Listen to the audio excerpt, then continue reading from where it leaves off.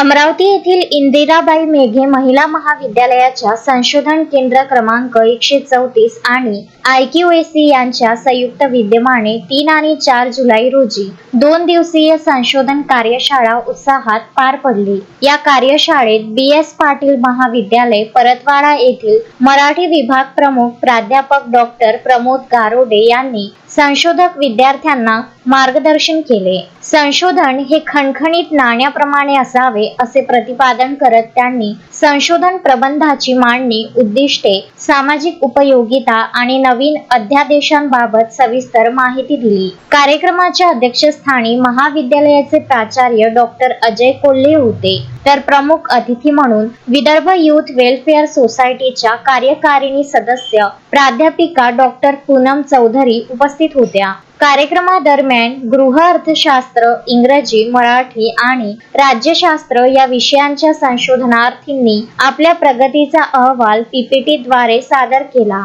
कार्यक्रमाचे सूत्रसंचालन प्राध्यापक डॉक्टर वामन जवंजाळ यांनी केले, तर आभार प्रदर्शन समन्वयिका प्राध्यापिका डॉक्टर सीमा अढाऊ यांनी मानले।